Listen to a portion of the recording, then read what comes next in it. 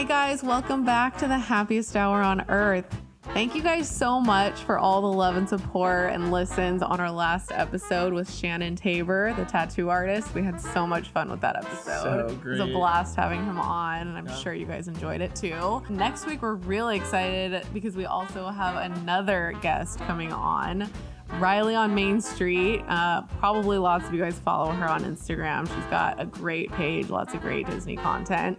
She's going to be joining us next week to chat about her page and her Disney love and all the details. And we're so excited to have her on. So be on the lookout for that one. Tonight, we are chatting about the Disney mothers.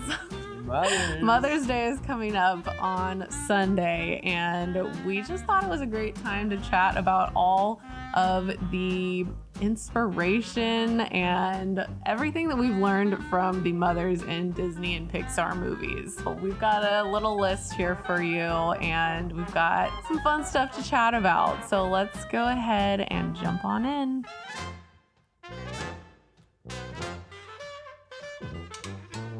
All right, so before we get started on our chat, let's talk about our snack that we made. We skipped the drink tonight because we just decided to go with wine, which is a mother's favorite. It is. At least speaking of myself. I'm a big wine guy too. I think most mothers can relate. You love a good glass of wine, so we're just going with wine tonight. So that's that. But for the snack, we made a Nutella waffle crepe. Not crepe, sorry. Waffle. Nutella waffle. Nutella fruit waffle. Yes. I don't know where my brain just went. Yeah. So it's just a waffle with Nutella spread on there and a bunch of fruit. And it looks delicious. It's from Magic Kingdom at the, what was it called again? Sleepy Hollow Refreshments. We did not have this when we were there in the park, but we did get a waffle. Yeah, I believe, we did from have. there, but yeah, not the. Oh, it was that. Okay, I know what there, place you're talking about. Then I do remember that. I do remember getting a waffle for breakfast one morning, but I guess they did have a fancier version of what we got. So we decided to make that for tonight because it just looked so delicious, so great, and like a dessert. So yeah, it went pretty well. Yeah, let's give it a shot. Oh gosh, yeah. Yeah, you can't go wrong with this combo. You really can't. This is great. Okay, so that was so good. And the thing I love about Disney snacks is that there are certain snacks that you find at all the parks. And then there's some hidden gems like this. I don't believe you can get this in Disneyland. I've never seen this in Disneyland. Yeah. Same with the cheeseburger spring rolls. Oh my gosh, the pizza spring rolls. Probably our favorite snack. And I think we're due for another one. Making those again. I know. Guys, if you have not tried or made those like cheeseburger or pizza spring rolls, you got to do it because it is so They're delicious. so good. We made them for one episode. Well, we made one of each. Yeah. We made the pizza ones secondary, and I ended up making them again after that, just like for the Super Bowl. Like That's right, yeah. Like, when we watched the Super Bowl, I was like, that is the perfect snack.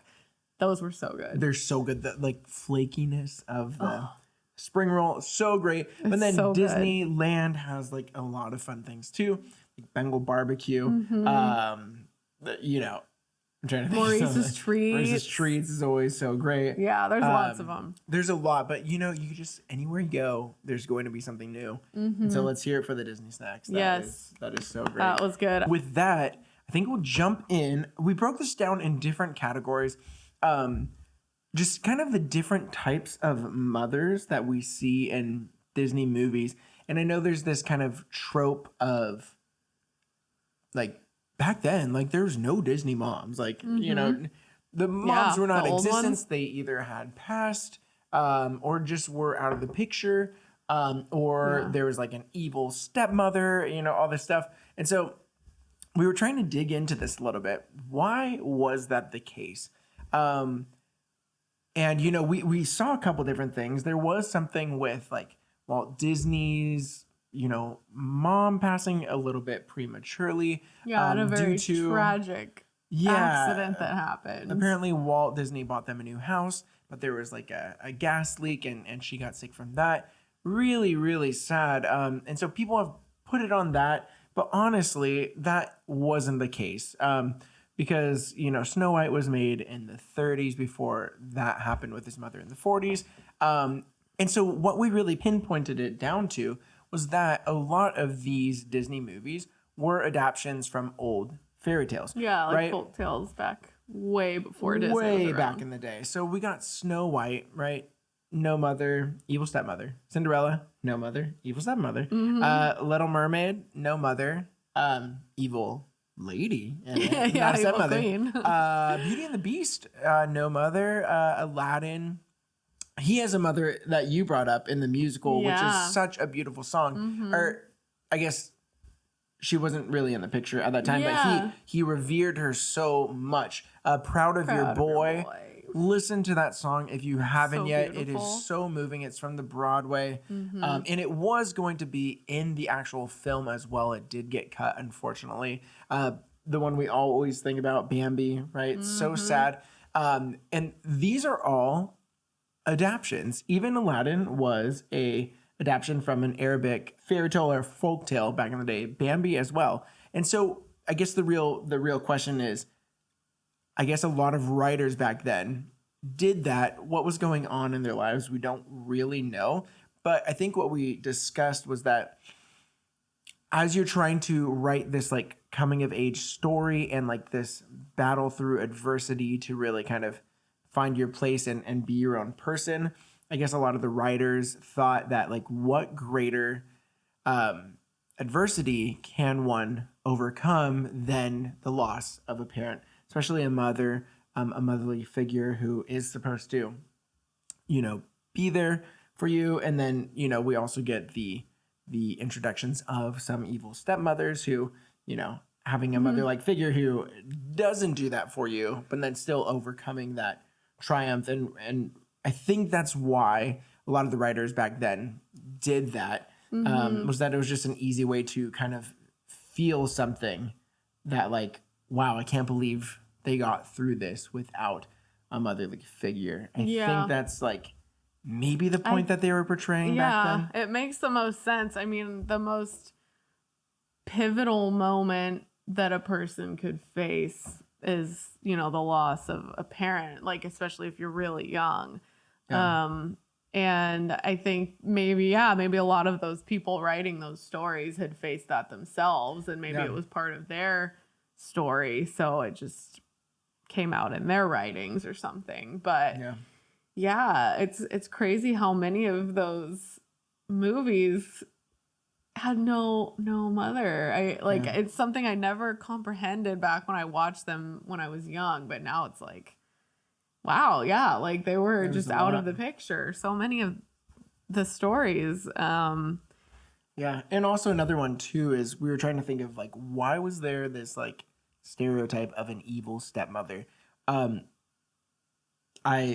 We both talk about this, we know stepmothers, stepfathers, all this stuff, and those should be praised because it's someone coming in, taking care and loving those new family members. And I think just the reason why it was back then is that I think one thing that we came up with was that back then there was a lot of like marrying into wealth, marrying into land or property and things like that, rather than for love, true love being the reason for a marriage. And so we think that trope was kind of put there, right? Like Cinderella, her mom died and the father found this other lady and she got that big house and some land and all that stuff once he died, and so it's like someone to inherit that land or property or money when the man goes, right?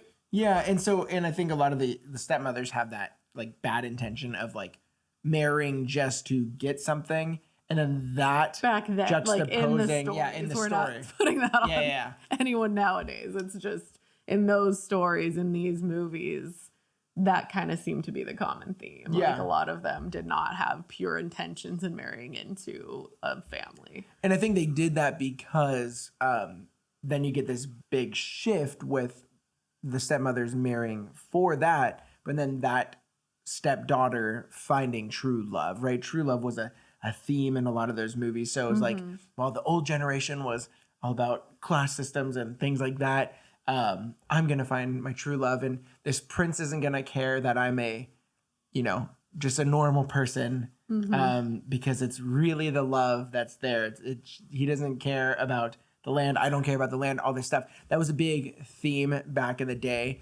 And so I think that's why they brought in that evil stepmother stereotype, which I would not want to see anymore, because we should celebrate, those step parents, definitely. And we do see Entangled, there is that she's not a stepmother. She's just an evil witch who grabbed a hold of this girl, and her mother and her father are still alive. Yes. We get that with Sleeping Beauty too. Same with Sleeping Beauty. Yeah. They just the honorary mothers that came in, were the fairies who kind of raised her into, I would say, adulthood, but she was 16, so not exactly adulthood. They tried their best. Yeah. Which is a great lesson in and of itself. Exactly, yeah. She got to 16, and then she was considered an adult, and she could go off and get married. But, yeah, it's very interesting. Very, very interesting how they kind of brought that in with, other people raising a lot of these young princesses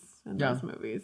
For sure. Next, we're going to chat about some of the motherly figures who were a part of these stories, who were not like blood mothers, but like I was just saying with the fairy godmothers, just kind of helped to raise the young in the movies. So first we were chatting about Nani from Lilo and Stitch. She's the older sister who obviously their parents passed away. I don't think they really get into that in the movie, but she obviously takes over and raises Lilo. I was just gonna say, I love the character development of Nani too. That she's not perfect from the get-go, right? Like, got a lot of she has some things she has to work out. Rage. I mean, and as you would as a sibling of a younger, she had daughter. No say in what happened. Like she it was put on her at a young age to raise her younger sister, so of course she's learning as she goes, right? And it's cool kind of seeing her kind of navigate that space, and then at the end she just is such a great legal guardian, motherly figure for Lilo. It's true. She does a great job. Also, Kala, the best motherly figure from Tarzan. I was going to say that too. Yeah, she's the best. I mean, for being a gorilla, she did a great job raising a young human boy. So special. I love that movie, and that relationship between her and Tarzan is like one of the sweetest things. And You'll Be in My Heart is my song. And I think it really just shows the power that there is in adoption, right? Obviously a gorilla is not gonna adopt a human being. But it was a great way to just a depiction of the adoption of a child, you know, and how that bond can still be there even though they're not blood related, right? Kala is just amazing. How much she fought for Tarzan, especially after she lost her own son, which is really, really tough. And our heart goes out to anyone who has lost, prematurely or after the fact. Really, really tough. We know some people who have gone through that as well. And so, that's really heartwarming story to see. It's really beautiful Kala. How they portray that in that movie. Yeah. Kala is just...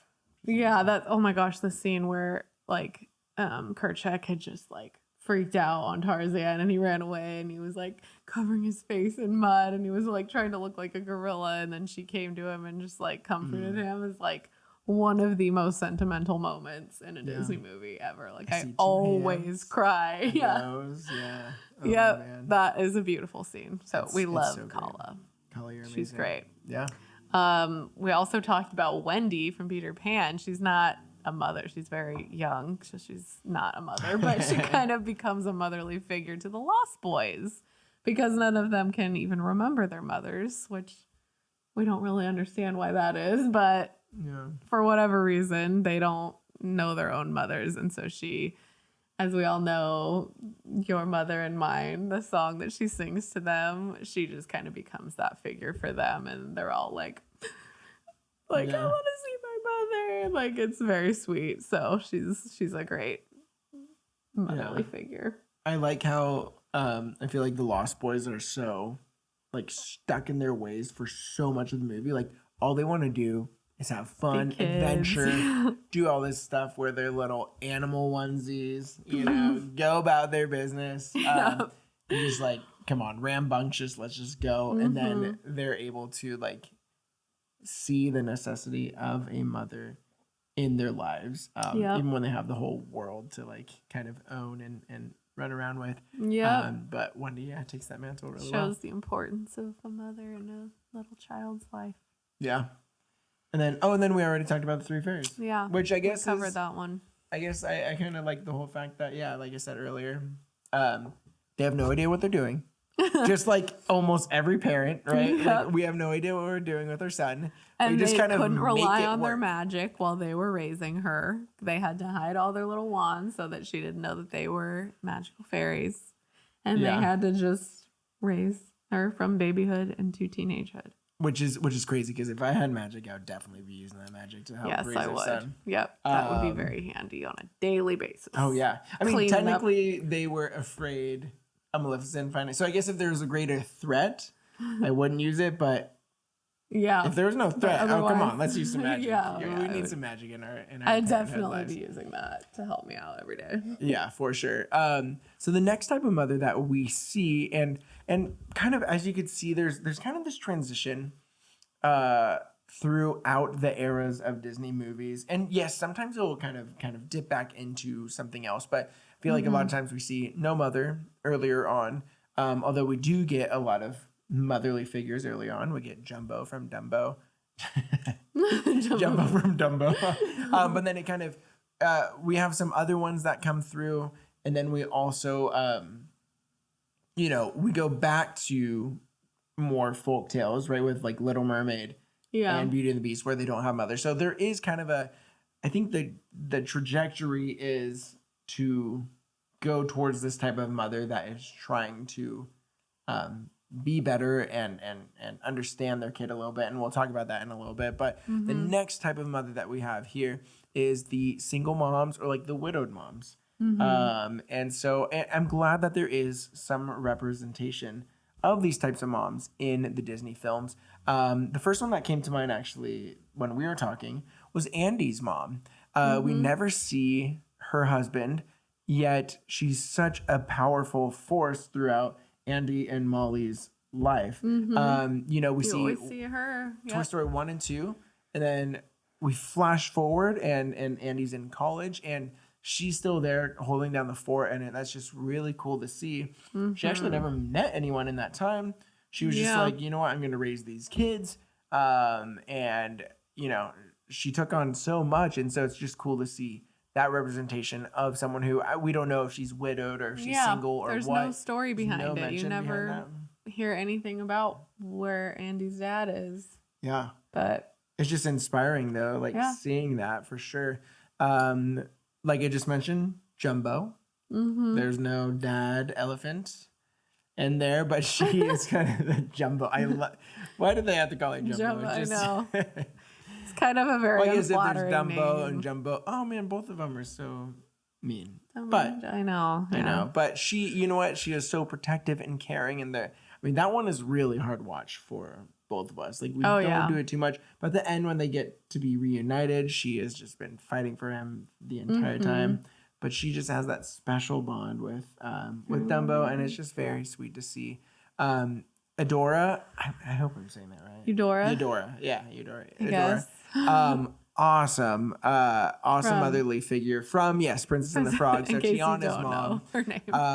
Really, really sad. I remember that first beginning and really connecting to the father in that movie, Tiana's father. I just remember that part where with the Jumbo.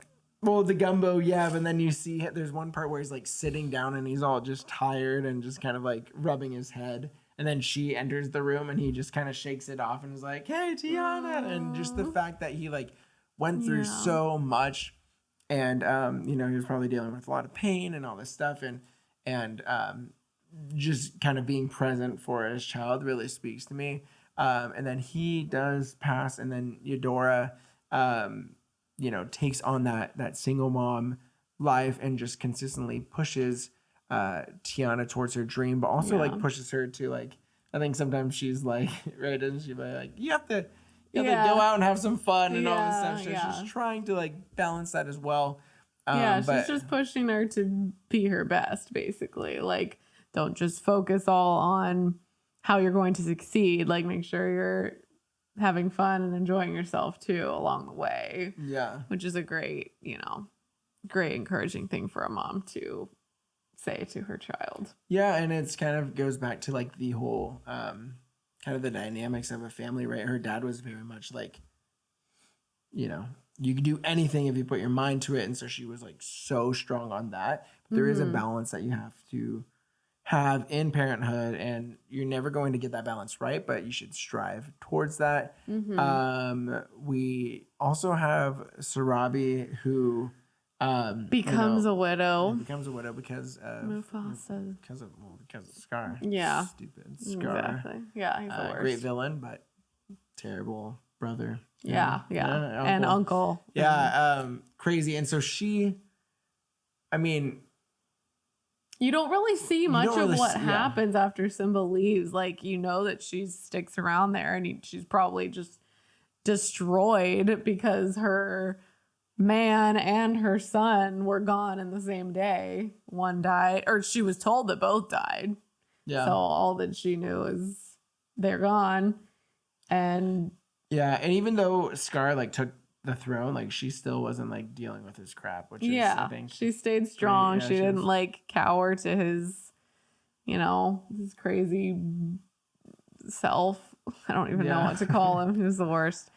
But yeah, I mean, she was very strong, and seeing that reunion between Simba and her at when the end comes back is so very special. It's so sweet. Yeah, and I wish we would see more of.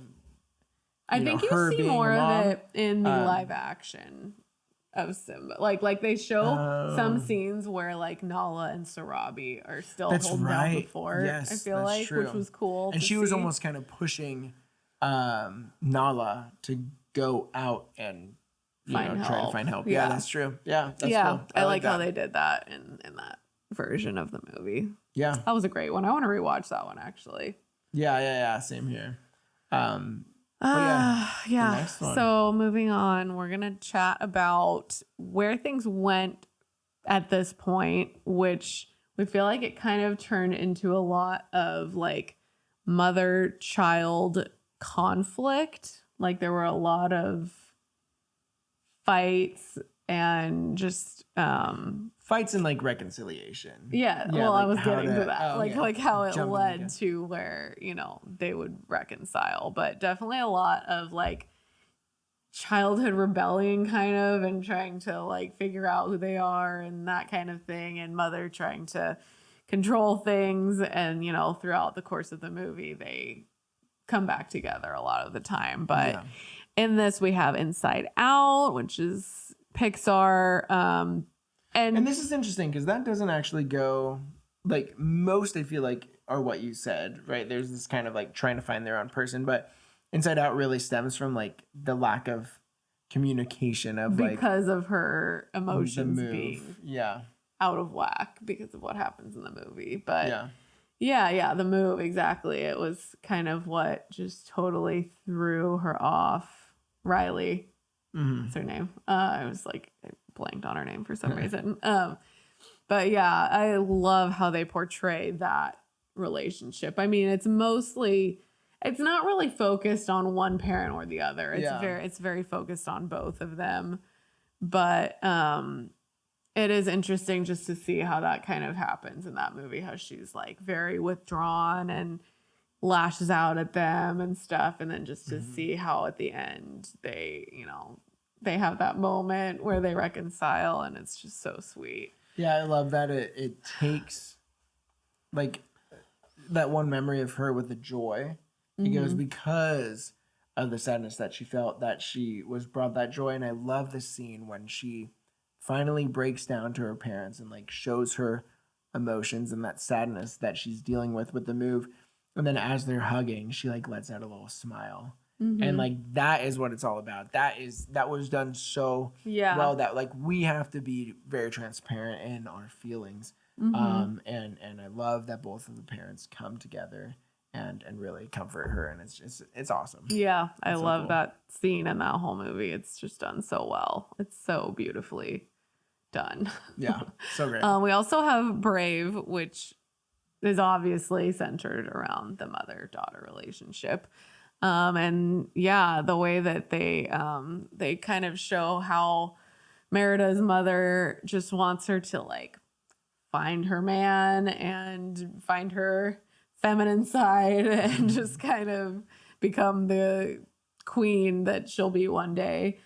And it's just like nothing that interests Merida at all. And just to see how Merida, finds her way kind of on her own, but then realizes the importance of her mother in her life and like almost losing her is like devastating. And then when they finally get to reunite and she's back to her old self, it's just so special. Yeah, it's like they both learn a lot through that process of her becoming a bear. Yeah. As I so said that, interesting. I was like, that is such a It sounds so funny to say, but when she was turning into a bear, they really grew as humans. yeah.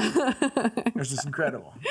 It's done so well, though. That's a great depiction of a mother-daughter relationship. For sure. Yeah. Yeah, and then we also have Coco, which also isn't totally focused on any mother-child. It's kind of mother, a generational. mother. Yeah. It's like which is yeah, crazy. Grandmother and great grandmother of Miguel is kind of like the progression. Yeah. But just a grandmother and great great grandmother, right? Because Coco is technically his Imelda. Oh yeah. So You're right. I was wrong. Coco is even more generations. Amazing. Yes.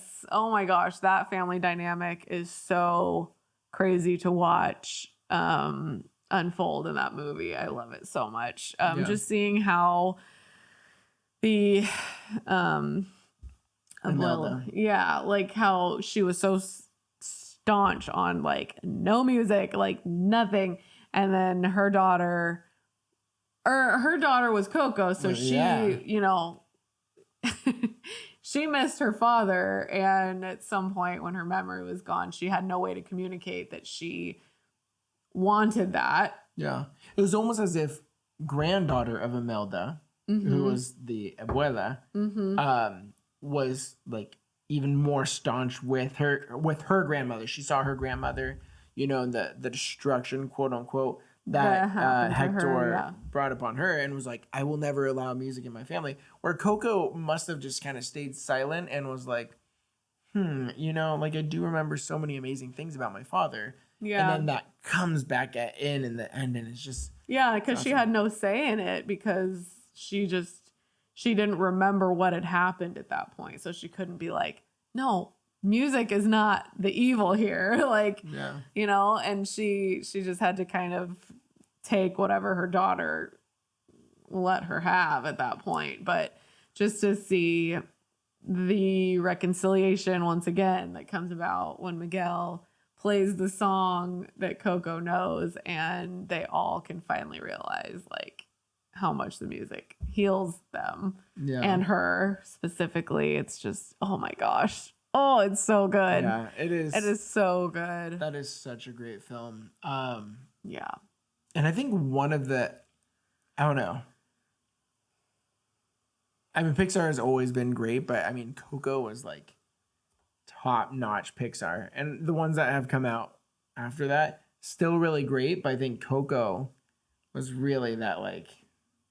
Yeah. It's like one of the last ones that just had so much like... So much heart. Man, Yeah. I feel it. Gets me every single time at that scene. Oh yeah, it's beautiful. Should I jump in? Yeah, you can jump in. This is a long. This list is pretty long because there was a lot of these. Yeah, and I feel like a lot of them are kind of going this way for sure. Yeah. Encanto, I think this was very, very interesting. Also deals with a grandmother and abuela. I think it's cool that she had some tragic story that she was very bitter and closed up about. Mm-hmm. And it took them being by the river and her explaining that story to realize what she did to harm the family, right? Like her expectations for every single person of her family were so high because she just wanted to like guard the magic that was there. And she had this like goal in mind. She was like, we have to do everything to like make this, perfect. That she overlooked, just the blessing that family is. And we only saw this once, so and it was a while back, so I'm trying to remember every single detail of it. But I do love that the abuelas saw her mistake in her ways and that they reconciled. And that that last song, All of You, I think it's called, and everyone just kind of like celebrating Mirabelle for who she is as she's walking down that line to the house, and everyone's just like talking about how amazing she is. It's just such a special moment. And she's given the doorknob, even though she was never like allowed the doorknob. And it was because of the doorknob that had the house come back. Was it? I'm trying to remember if it was broken or not, but the doorknob was very important, and she was given it, and it was awesome. Super cool. But then after that, we get Turning Red, which is another one of reconciliation. And we also only saw this once. It's really about like the mom learning to come to grips that her daughter is a very different person than her, and coming to, the realization that those expectations we are different. Yeah, expectations aren't always going to be lived up to, but that's not quite right, because that, it's not exactly about that. It's more just that your expectations for your child are not always going to turn out how you think they will. Yeah. And I think that's kind of what that story is about. Her having to just learn that like she wants something different for herself than what I envisioned for her, and that's okay. Yeah, exactly. That's pretty much what I got from it. Yeah, for sure. And although we like Turning Red, there were I think some other movies handled that situation a little bit better in our minds. That's just us.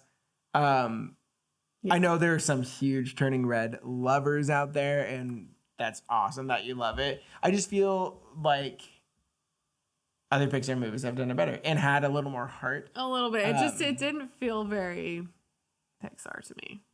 It felt very like DreamWorksy or something. Like it just didn't feel the same as a lot of the other ones did.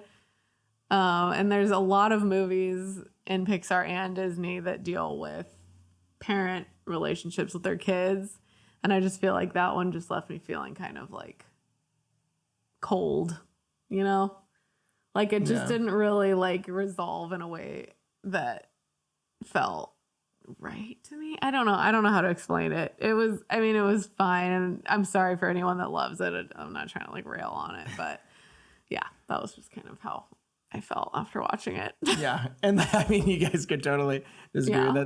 That's totally fine. We enjoyed it, but yeah, it was it was just not my favorite of all the Pixar movies. If you hate us now, I'm so sorry. I'm so sorry. We're all entitled to our own opinions and our own thoughts on movies, because there's gonna be some movies that we love that you guys probably hate. Yeah.